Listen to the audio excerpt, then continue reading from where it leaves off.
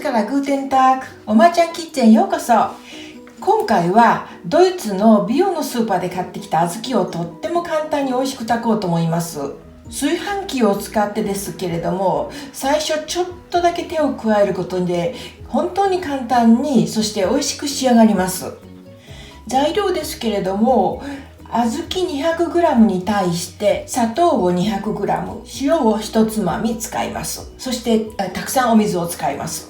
小豆は私はこれをビオの小豆なんですね。無農薬の小豆なんですけど、これを近くのビオのスーパーで買ってきました。これを 200g 使います。小豆ボーネンって書いてある。ボーネンってドイツ語で豆っていう意味なんですけど、小豆って書いてありますね。これ日本語ですね。小豆ボーネン。それからお砂糖ですけれども、砂糖は何でもいいんですけれども、私は今まで使った中でグラニュー糖とかブラウンツッカーでもやってみたんですけれども、フォルコーンツッカーっていうお砂糖が一番美味しいと思います。それで今日はこのフォルコーンツッカーを使います。やはり同じ小豆ボーネンを買ってきたビオのスーパーで買ってきました。ない場合にはブラウンツッカーでもいいと思います。でこれを小豆と同じ量を使います。そしてお塩はクリスタルザルツっていうピンクのヒマラヤ塩ですね。これを使います。こんな感じにピンクです。これを一つまみ使います。では作ります。まず小豆は悪いところを取ってしまって、そして水で洗います。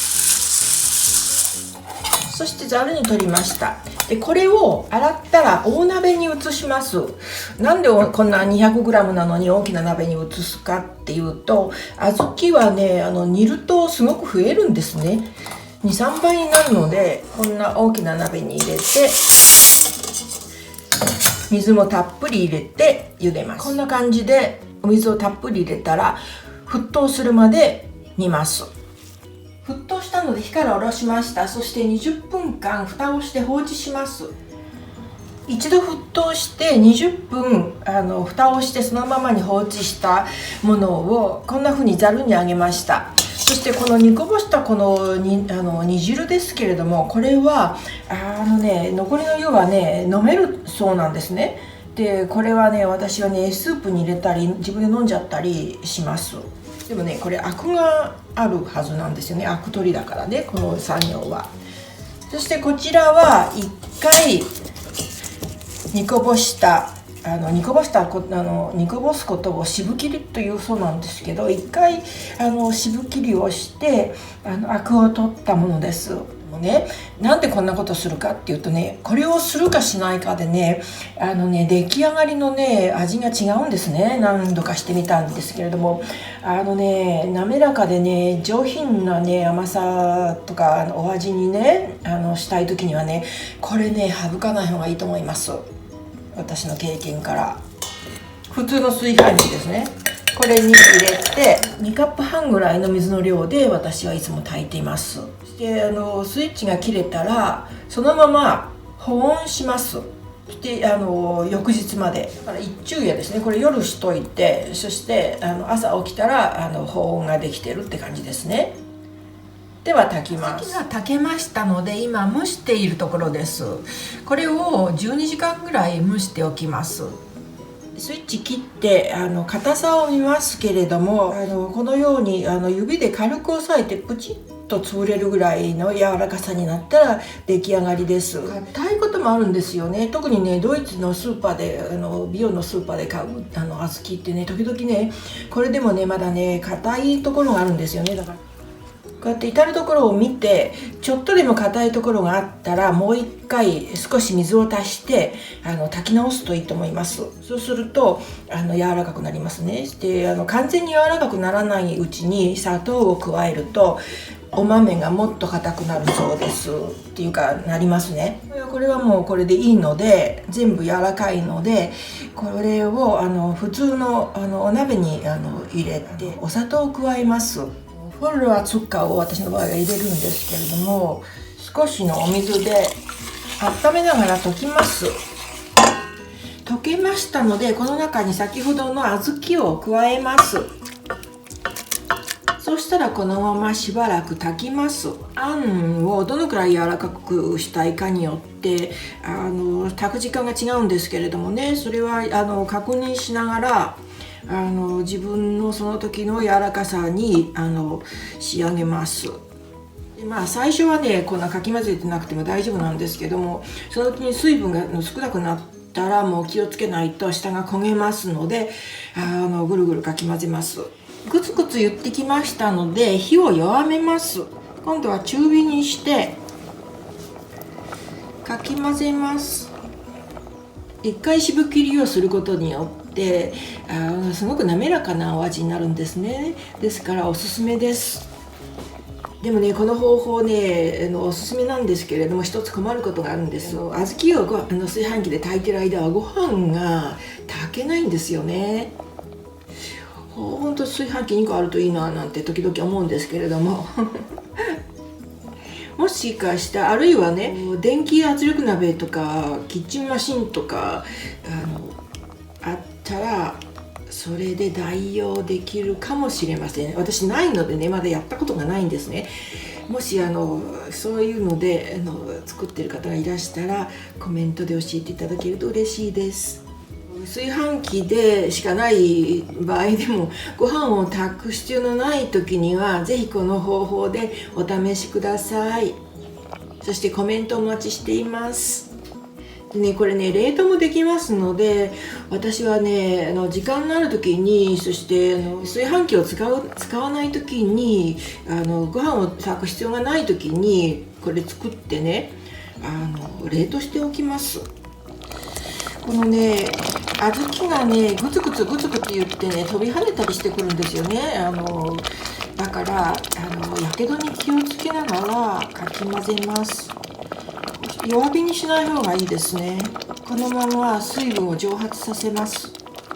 あんこの硬さなんですけどね、冷めると少し硬くなるようなんですね。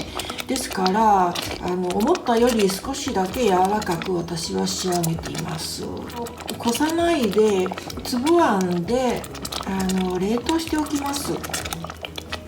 飛ぶんですよねこれがね。飛ぶとねものすごく熱いのでやけどしないようにこの辺は気をつけながら我慢しながらっていうか気をつけながら練ります。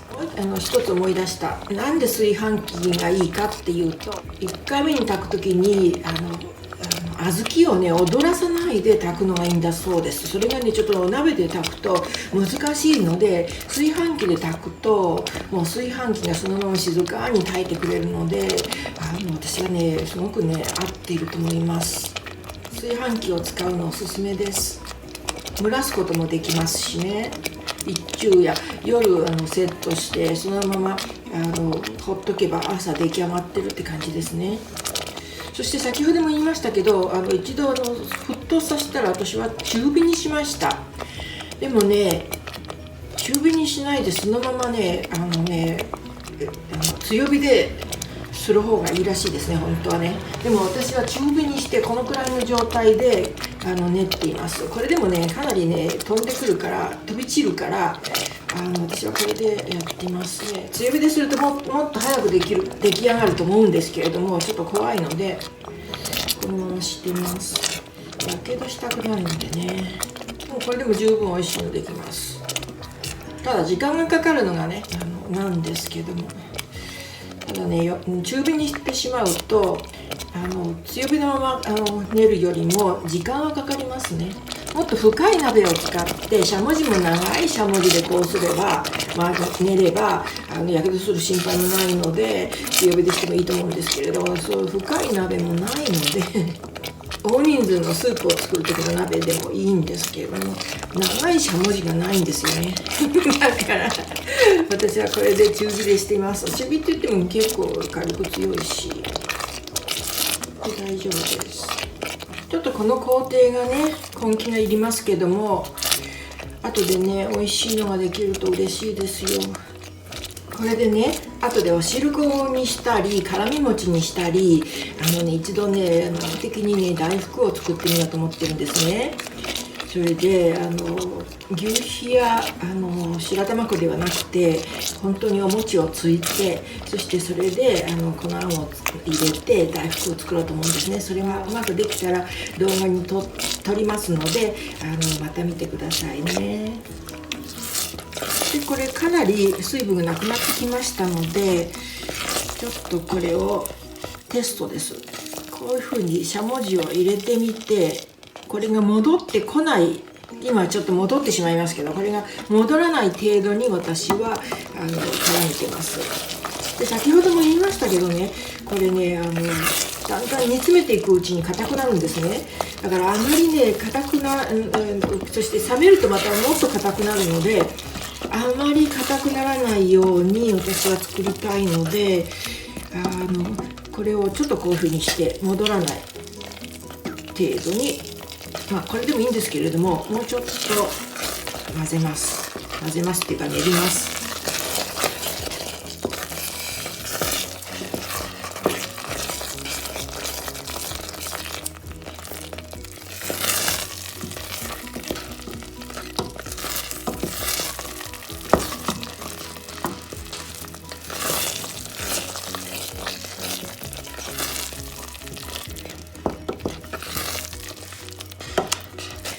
こんな感じにしておこうかしら。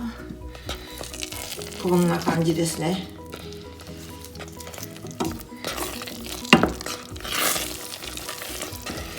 もうちょっとかな。も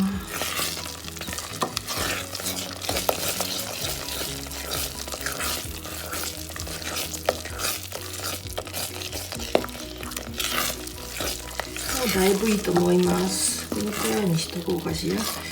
これちょっとテストです。こんな感じ、いい感じで、これで私はこれで火を入れるのをやめます。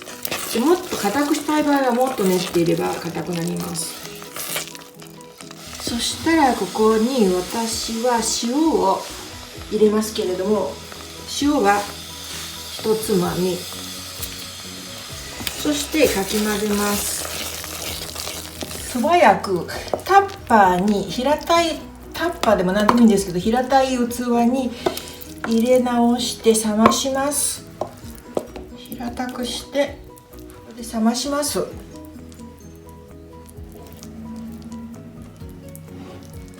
いかがでしたでしょうか。この方法を試されて美味しく出来上がったら、ぜひコメントで教えてくださいね。そしていいねボタンを押していただけたらとても嬉しいです。チャンネル登録がまだの方はチャンネル登録ボタンをクリックしていただけると、次の動画作成の励みになってとても嬉しく思いますので、どうぞよろしくお願いします。